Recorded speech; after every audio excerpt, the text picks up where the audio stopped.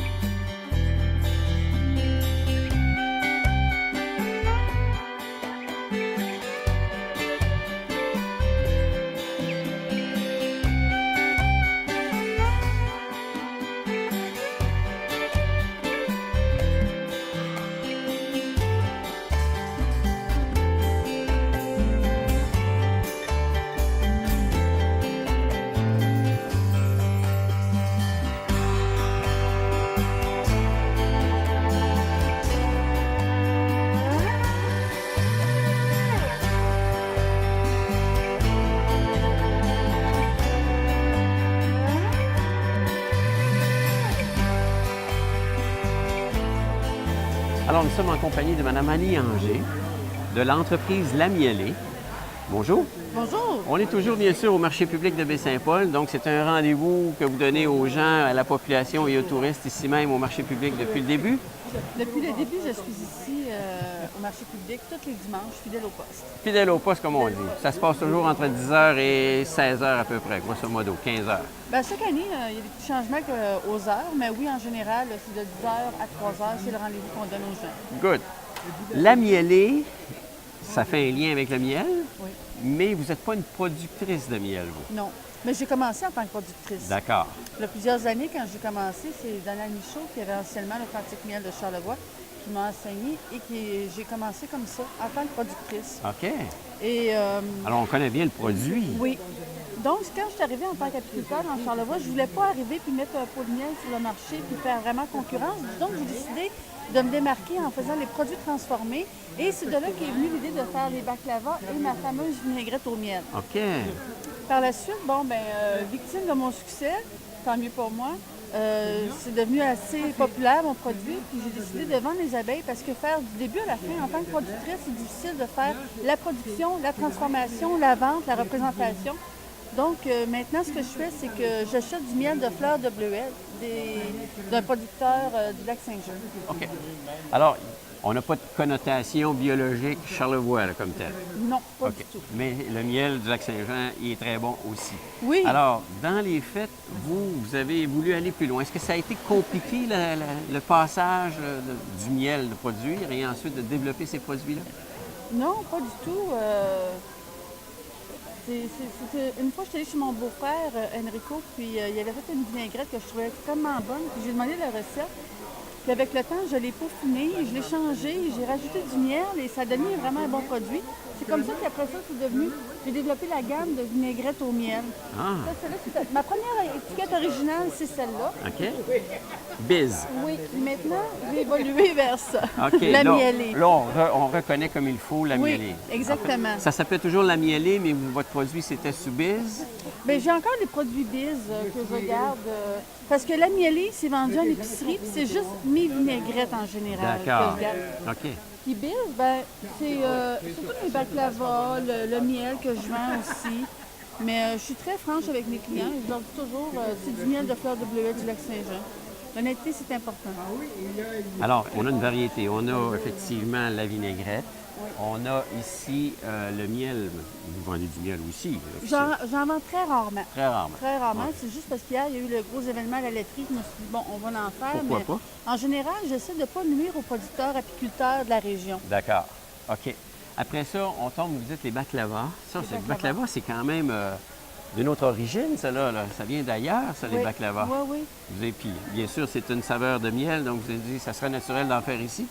Ben, je me suis dit, faut se démarquer en faisant des produits à base de miel. Donc, des baklava, personne n'en faisait. Donc, je me suis dit, faisons-en. Effectivement, pourquoi pas. Puis là, l'autre produit qui est là ici, c'est C'est ma vinaigrette au curcuma. au J'ai curcuma. 4 vinaigrettes. Ça, c'est vraiment mes produits les populaires. La crémeuse au miel, la pesto vert, la curcuma et vinaigre balsamique. OK. Et ils ont du miel dans tout. Pourquoi je mets du miel? C'est simple. Le miel, c'est mon antibactérien et c'est mon agent de conservation. Parce que tous mes produits, c'est important pour moi que c'est pas biologique, mais c'est 100% naturel. Je mets aucun additif, aucun agent de conservation, aucune saveur simulée. Mais le miel, c'est l'ingrédient magique qui vient faire toute la différence. Ça fait que mon produit se conserve plus qu'un an sans agent de conservation, juste en mettant un peu de miel. C'est des produits à base de miel, mais c'est pas nécessairement sucré. C'est ça qui est intéressant. Il y a un petit goût, il y a une petite Ouais, saveur, ça donne mais une couleur. ça vient casser le goût fort du vinaigre, puis ça vient faire l'agent de conservation. OK. Alors, le goût aigre et le goût sucré un peu comme tel, le mélange des deux aujourd'hui dans la nouvelle cuisine, hein, c'est tout à Oui, fait vinaigre populaire doux, comme oui, tel. c'est vrai. L'entreprise existe depuis combien de temps? Comme tel, j'ai commencé il y a 8 ans. Ça fait 8 ans. Puis ça fait peut-être 4 ans que j'ai vendu les ruches puis que je me concentre vraiment juste sur les produits transformés puis que je suis en épicerie maintenant. En épicerie, Oui. est-ce qu'on connaît on peut les mentionner dans quelle épicerie? Oui, je suis partout dans Charlevoix. Je suis au IGA Baie-Saint-Paul, au IGA à Clermont, au métro à la Malbaie. Puis durant l'été, j'ai plusieurs petits points de vente touristiques. OK. Je suis à la laiterie Charlevoix, fromagerie Saint-Fidèle, puis plusieurs autres petites places qu'on peut me retrouver. Donc, si on vous cherche, on a la possibilité Oui. de vous trouver comme Oui. tel. Tout ça est fabriqué ici dans Charlevoix? Tout ça est fabriqué ici, à Baie-Saint-Paul. À Baie-Saint-Paul même? Oui. Donc, ça se veut une entreprise en bonne et due forme installée ici. Oui, à Baie-Saint-Paul. Ah, ça emploie combien de personnes? Ça m'emploie moi, Ah, à temps partiel, et surtout mon père et mon conjoint. OK. Qui sont mes fidèles bénévoles, puis sans eux, c'est certain que je pourrais pas faire tout ce que je fais. Déjà, aujourd'hui, mon père est là pour m'aider à vendre. bon. C'est le meilleur vendeur de l'entreprise. Un travail d'équipe, quoi. Oui, c'est ça. C'est génial, c'est génial. Alors, vous vous promenez comme ça au marché public de Baie-Saint-Paul. Est-ce que vous êtes aussi à celui de la Malbaie? Non? Je l'ai fait beaucoup par le passé, puis maintenant, je me concentre à Baie-Saint-Paul. C'est quand même beaucoup de travail. J'ai aussi un travail à temps plein. Ah, Donc, à un moment donné... on n'en vit pas particulièrement. Non. là. Est-ce que Non. ça allait vouloir s'en aller vers la progression, la croissance? J'ai des rêves, c'est certain. OK. Oui, mais non, oui, j'aimerais un jour pouvoir en vivre, mais pour l'instant, c'est une passion. OK. C'est une passion qui se développe. Puis, à chaque année, j'augmente mes points de vente, je me développe. Puis ce qui est bien, c'est qu'ici, dans Charlevoix, on a tellement de gens qui viennent partout du Québec. Puis après ça, on vient me voir, puis on communique avec moi sur Facebook, on me dit, mais là, je suis de Montréal, où est-ce que je retrouve tes produits? Je l'ai aimé quand je suis allée à Charlevoix, donc c'est ce qui me pousse aussi C'est en à train de vouloir s'étendre davantage. m'élargir. Ouais. Vous avez un site Internet, une page Facebook? Facebook, Facebook. lamielé.com. Lamielé.com Ouais. sur Facebook. Puis là, on y retrouve des informations concernant vos produits, On y des retrouve- recettes peut-être? Non, mais c'est des choses que je veux développer, mais ça va être plus cet hiver, là, quand que Bon. je vais tomber dans une période plus tranquille. L'été est court dans Charlevoix, Ouais. il faut en profiter, donc je travaille vraiment beaucoup. Bon. Pour mon Aujourd'hui, entreprise. on a encore une belle journée, très ensoleillée, même si on est rendu à l'orée de l'automne. Fait que c'est génial. Super. Ben, merci beaucoup pour les explications sur vos fait produits. plaisir. La Miellée, mesdames et messieurs, à surveiller un peu partout. Très agréable et des bons produits. Petite vinaigrette. Alors, quand on veut impressionner, je pense, les invités, un petit mélange Ouais. très charlevoisien, pourquoi pas? Hein? Mais je pense que je commence à être connue dans la région et que les gens me reconnaissent quand je vais à des événements. Oui, j'allais chercher ton produit à l'épicerie et ça me fait toujours plaisir. Angie, merci beaucoup. Merci beaucoup. Et bon succès. Merci.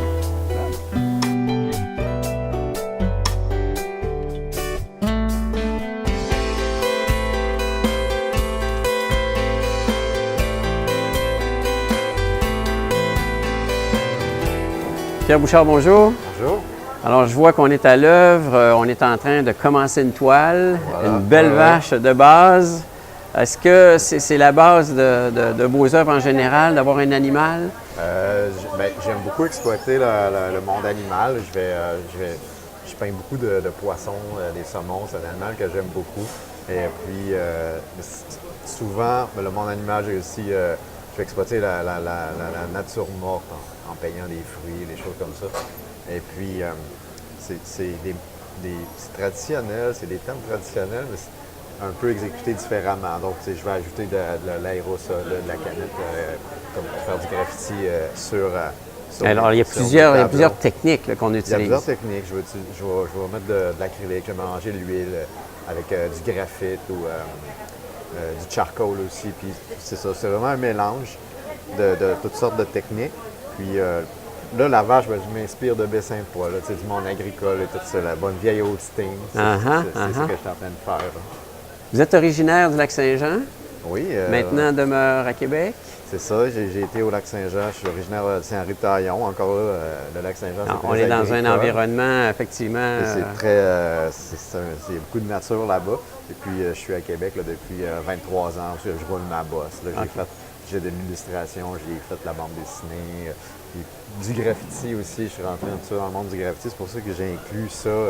Ça fait partie maintenant de ma troupe. Alors, ça a été l'origine un peu de la passion sur la peinture, le transfert? Oui, c'est ça. Parallèle aussi, je peignais aussi à l'acrylique et puis tout ça. Puis là, ça finit comme tous les mondes ont fini par se rejoindre. Se rejoindre, on va dire. Il y a le dessin. Donc, quand je suis quelqu'un qui va en bande dessinée, va faire beaucoup de crayonner. Ça, j'aime beaucoup le crayonner. J'aime ça aussi quand on le voit là, dans le tableau qu'il y a eu le dessin. Parce que souvent, on reproche aux gens aujourd'hui, tout le monde se lance en peinture, mais ils ont un peu de base dans le dessin, semble-t-il. C'est ce que j'aime aussi voir, moi, chez les artistes. C'est donc un réel talent. Des fois, je dis, je sais dessiner. Ça fait longtemps que je dessine. Donc, il y a comme un talent pour reproduire quelque chose qu'on voit.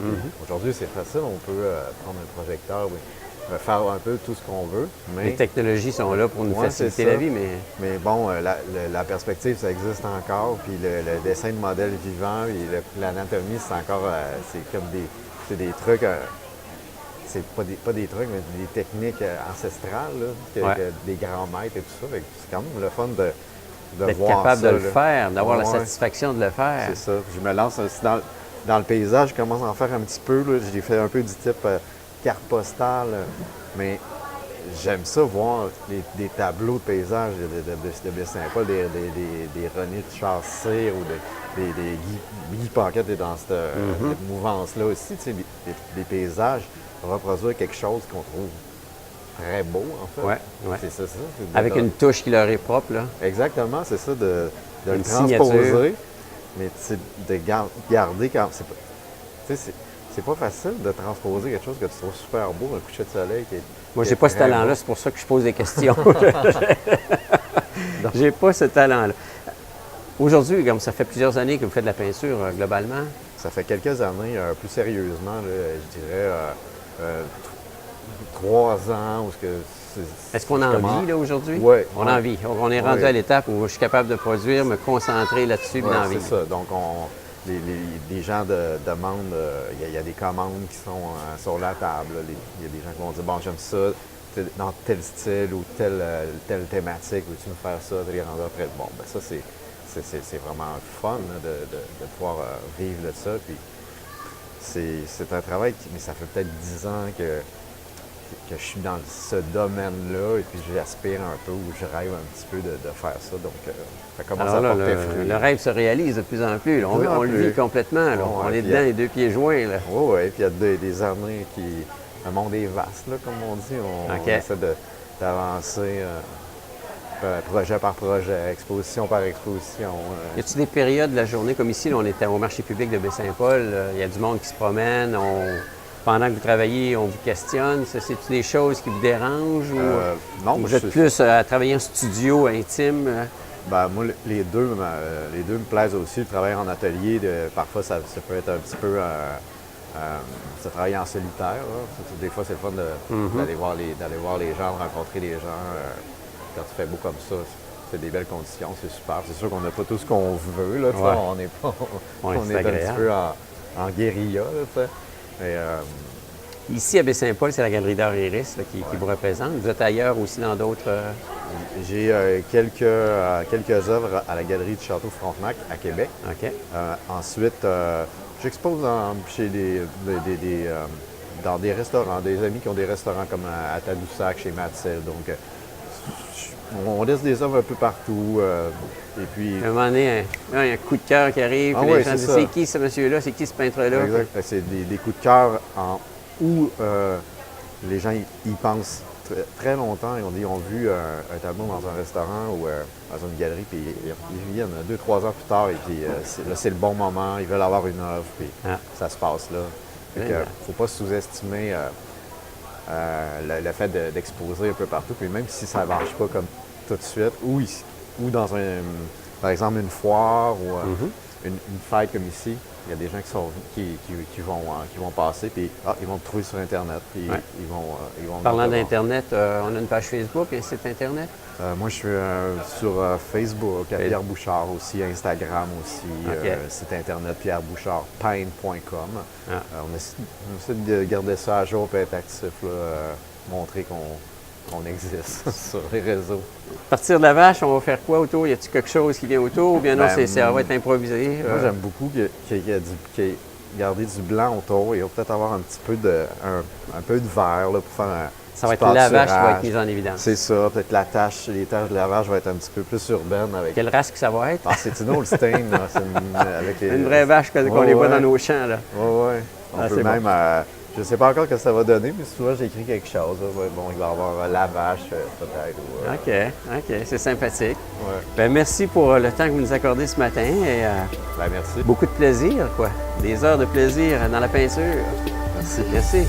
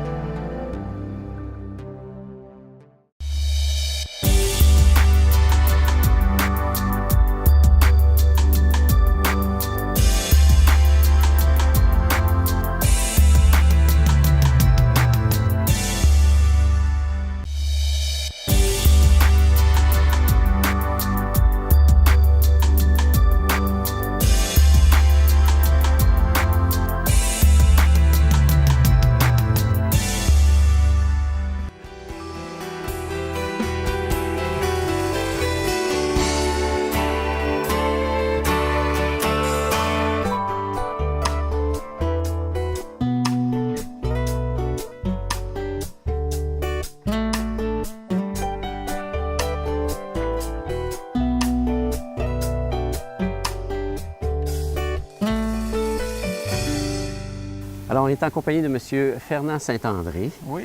Et comme vous pouvez voir, on a quelque chose d'assez unique derrière nous. C'est un avion qui date de la Première Guerre. En fait, c'est une réplique de la Première Guerre mondiale. C'est en plein ça. Elle va avoir 100 ans au mois d'octobre 2000. Elle est née au mois d'octobre 1917.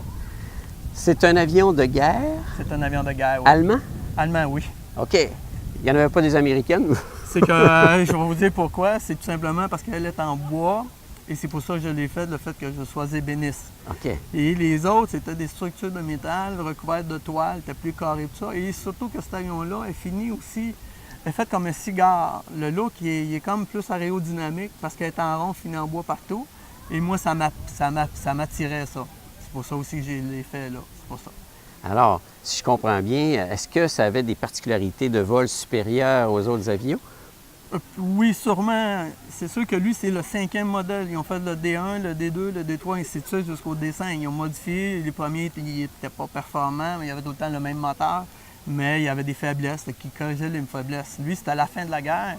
Et c'était le meilleur avant le DR1, qui est le 3L qui a fait l'histoire du Baron Rouge. Les 3L, oui, effectivement. C'est ça. Lui, il est un petit peu plus performant, mais il était métallique. OK. On parle de 1917. Oui. Les technologies étaient totalement Oui. différentes d'aujourd'hui. Oui, Ça a mais été quoi les Il défis faut là, penser pour que vous? c'était la guerre, fait que tout le monde s'impliquait pour bâtir ces avions-là. D'accord. Puis toutes les ébénistes et toutes les dames pour la couture, la toile et tout ça, c'était une équipe, là, une grosse équipe. Alors, comme vous l'aviez dit, vous êtes ébéniste. Ouais. Le fait qu'il y ait du bois sur l'avion, ça vous a interpellé. Oui. Mais en mécanique puis en Ben, aviation, j'ai- est-ce que vous connaissiez Non, quelque chose? je suis pas pilote et bon, j'ai un petit peu le mal de l'air, je viens tout en sueur et j'ai le cœur qui est juste ici, là. OK. Et non. Mais bon, le métal, bon, je suis né sur une terre agricole, on avait à réparer des machineries, et puis on avait une soudeuse, puis plus jeune, à 6, 7, 8 ans, on scrapait des morceaux de métal avec la soudeuse. C'est le même OK. que j'ai appris à souder. Mais j'ai suivi des cours en soudure, j'ai suivi des cours justement pour le TIG, la soudure qui est plus de précision. Et puis bon, à force d'en faire la soudure, ben, il y a des pièces aussi qui ont été soudées par des experts, parce que c'est structural. Et puis là, moi, j'ai pas touché à ça. Mais les D'accord. pièces qui sont pas trop structurales, c'est moi qui les ai soudées. Ça représente ce qu'on voit à l'arrière, 8000 heures de travail. 5 000, excusez, Pardon, là, 5 000 mettez-en heures. pas trop, là. Ben, là, quand même, il y avait bonification. Oui, oui, là. 5 000 heures. 5 000 heures, oui. C'est 8 ans. C'est au 8 près. ans, Eh c'est bon, ça. c'est ça que je voulais dire. OK, j'ai inversé les chiffres. Mais c'est une réelle passion, là. Oui. Avez-vous des découragements, des périodes où vous dites, là, en C'est quoi je un me peu suis embarqué? normal. Il y a des journées que ça va pas bien, mais ça, je pense, dans la vie générale, il y a des journées dans la vie, il y a des journées où tu te lèves puis tu devrais pas te lever. Mais c'est la même chose pour l'avion. OK. Il y a des journées où on est découragé. Il y a un exemple, par exemple, je voyais, par exemple, les mitraillettes que j'avais à faire. Et là, je trouvais ça tellement compliqué que je voulais pas les faire. Je voulais les donner à faire, puis ça m'inquiétait, ça m'énervait. Puis quand je suis rendu aux mitraillettes, ben, je les ai dessinées, je les ai faites, puis c'est fait. C'est tout. Faut pas voir à long terme, il faut voir pièce par pièce, puis à un moment donné, on voit que ça donne. C'est tout. Et votre première pièce que vous avez fabriquée, c'était quoi là-dessus? Là? C'était les formes. Les formes, c'est les pièces qui sont à l'intérieur, qui OK. sont en plywood. C'est comme un canot, il faut faire les formes. OK. Puis après ça, on met les longerons, puis après ça, on met le plaquage à l'extérieur, mais il faut commencer par ça. Alors, un avion de 1917, c'était quoi les particularités de cet avion-là en termes de performance? C'était l'aérodynamisme qui tenait en compte, surtout parce que, bon, toutes les parties comme les roues, c'est des roues de broche, mais il est capé pour pas qu'il y ait de l'air qui se promène entre les broches. OK. L'essieu, c'est la même chose. Il y a un essieu pas mauvais, puis il y a un essieu flottant et un essieu fixe. Et ils ont recouvert ça de bois pour empêcher justement qu'il y ait une turbulence. C'est tous des petits détails qui font qu'aller chercher de la vitesse. C'était un petit peu ingénieux, plus. les Allemands, là. Oui, oui. Hein? Et il y en a plusieurs qui m'ont posé la question. Il y a deux mitraillettes, est-ce qu'ils tiraient dans Ouais. l'hélice? Et non, les Allemands avaient inventé, ou les Français, ils avaient copié sur les Français, ils avaient inventé le système pour passer entre le mouvement de l'hélice. Puis là, quand l'hélice était vis-à-vis, ils arrêtaient de tirer. Là. C'était calculé, là. C'était calculé. Ouf! Puis la vitesse de l'hélice avec la vitesse des balles, la balle, ça sera à peu près la vitesse du son. Fait que bon, ça paraissait pas. Là. Hey, c'est quelque chose quand même. Oui. Donc, deux mitraillettes. Il fallait que, quand il tirait, il lâchait le volant? Non, il c'est changeait directement, c'est le manche à balai. OK. Moi, j'ai deux manchons et à l'intérieur de deux manchons, il y a deux manivelles. Il faisait juste clencher ça, qu'il y avait des câbles qui actionnaient le manivelle de la mitraillette. Et les autres, ils ne le tenaient pas tout le temps parce que sinon, ils enrayaient la mitraillette. Mais il faisait juste donner des coups. OK. Et je pense que ces mitraillettes-là, c'était 500 balles à minute. Oui, ça tirait quelque C'était chose de rare. beaucoup, C'était là, rapide. oui. Oui, Franchement, beaucoup. on était très ingénieux. Oui. C'est un avion qui peut voler jusqu'à quelle vitesse? C'est maximum 180 km en descendant. En descendant. Et probablement qu'il y avait le genre de flotteur ou de vibration qui se faisait. Puis, bon, j'imagine que le gars qui est poursuivi par un ennemi et qui tire dedans, Il j'aurais prenait des peut-être chances. essayé d'aller jusqu'à 200 km. Il devait prendre des chances, Oui, oui, effectivement. c'est Alors, ça pouvait aller jusqu'à quelle hauteur? Parce que là, il n'y a, Ça, il n'y pas a de pas cap. de... Non, c'est ça. C'est sûr qu'à une certaine hauteur, c'est plus froid et il manque d'oxygène et Ouais. tout. Et le moteur, c'est un carburateur à flotte. C'est pas la même chose qu'à injection et tout. Le carburateur peut avoir un givre dessus et à ce moment-là, il peut avoir des problèmes avoir un carburateur qui est gelé. Mhm. Et il n'y a plus de gaz qui rentre, le moteur va s'éteindre dans les airs. Il n'y a pas de starter. Là. OK. Fait que si le moteur s'éteint, c'est un plan. Là, vous l'avez reconstruite. L'ensemble des pièces sont neuves. C'est tout neuf, c'est tout du bois que j'ai acheté à Craft, c'est tout approuvé à Craft. Tout le métal, c'est du 41-30. Les bottes, c'est tout des bottes à Craft. Et c'est parti de tout au complet, vraiment neuf. Est-ce qu'il y a des morceaux sur l'avion qui viennent de l'année 1917? Oui, il y a Ouais. l'appareil qui est juste en arrière de vous, qui est Qu'on voit très peu, mais... pas l'altimètre, OK. la vitesse Il est ici, là. la vitesse d'avancement de l'avion dans l'air. C'est pour ça qu'il est là, pour pas que l'air de l'hélice frappe sur le D'accord, et dessus. sur le côté. Donc, c'est Et lui, il voyait l'avancement, surtout pour atterrir dans les airs, atterrir au sol, pour pas atterrir, pour pas décrocher. Mais en même temps, voir l'avancement de l'avion dans les airs. Il indiquait, c'est un indicateur de vitesse. pour un pilote, là, Oui. conduire, en fait, être au volant de cette machine-là versus les avions d'aujourd'hui, Oui. ça demandait quoi comme, Je pense que ça prenait comme beaucoup qualité? de guts. Beaucoup de guts? Faut penser que c'était le début de l'aviation. Ouais. Et c'était honorable d'aller voler. Faut penser ça, là. Tu sais, c'est comme les astronautes aujourd'hui. Je pense qu'il y a plusieurs personnes qui aimeraient aller dans l'univers pour explorer. On est des aventuriers. On aimerait voir. Fait que je pense que les personnes qui étaient là-dessus, c'était des barons, des messieurs qui étaient au prestige, là. OK. Et puis c'est pour ça qu'il y avait ces couleurs. Toute la compagnie, l'aviation allemande, il y avait toutes ces couleurs de chaque pilote. OK. C'était pas. Puis c'est pas des couleurs qui sont pas trop camouflées. Ça camoufle pas vraiment l'avion, là. C'est comme s'il disait tirez-moi, là. Mais c'était ça. C'était ça dans le temps. C'était pour dire que c'est moi qui vole l'avion, là. Puis là, il n'y a pas de suspension là-dessus quand ça atterrit. Oui, il y a une suspension, Ah, il y a une bungee, suspension, oui, OK. c'était comme ça à Je l'époque. pensais qu'il arrivait puis c'était trop sec, là, ça bondissait, cette affaire-là, non? Suspension bungee. Bungee. C'est ça un peu, là. OK. Suspension bungee, j'ai pas rien inventé, là.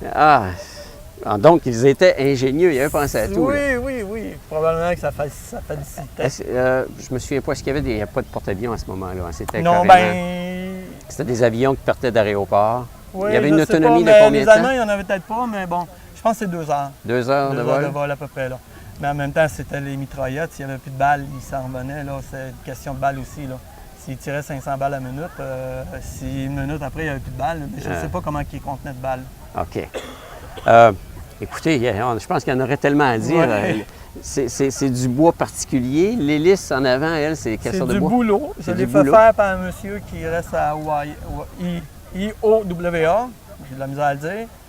Et c'est un monsieur qui fait ça pour ces moteurs-là. Il connaît le moteur et l'hélice est marqué dessus pour le moteur, le L440, 200 forces, puis il est fait pour ça. Est-ce qu'il y en a plusieurs dans le monde, des répliques comme ça? Ces moteurs-là, il y en a plusieurs. Des répliques comme ça, il y en a surtout en Nouvelle-Zélande. OK. Puis il y en a un peu aux États-Unis aussi. Il y en a dans les musées, évidemment. OK. Mais qui volent encore, et il y en a quelques-uns. Au Canada, je ne crois pas. Écoutez, après tant d'heures mis là-dedans, ça peut valoir combien une œuvre comme ça? Là? Une œuvre, c'est comme un tableau. Comment ça vaut un tableau? C'est dur à calculer. Je ne peux pas vous dire vraiment un prix. Ça vaut pour des types, ça vaut des millions. Puis d'autres personnes, ça vaut en bas d'un demi-million. OK. Fait que moi, c'est entre les deux. C'est entre les deux. Il faudrait s'en aller dans les firmes qui font des encans pour savoir Ouais, qu'est-ce que ça c'est vaut. Ça dépend des acheteurs. S'il y a 2 acheteurs puis qui veulent l'avoir, c'est ça qui monte.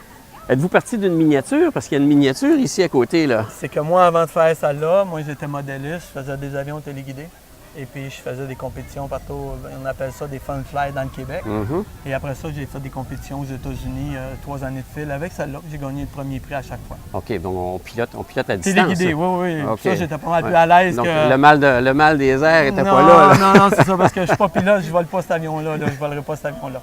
Et cet avion-là est enregistré par le ministère du Transport. Pour bâtir un avion pour voler, il faut qu'elle soit enregistrée OK. et il faut qu'elle soit inspectée. OK. Mais est-ce qu'elle a volé? Elle n'a pas volé parce que c'est pas final encore. Il nous reste tout le système, amener le gaz au moteur et amener l'huile au moteur puis les cadrans. C'est simplement ça qui reste. Tout l'extérieur, qu'est-ce que vous voyez là? Quelques centaines d'heures C'est- encore? Oui, 1 mois, 1 mois et demi, 2 mois peut-être max.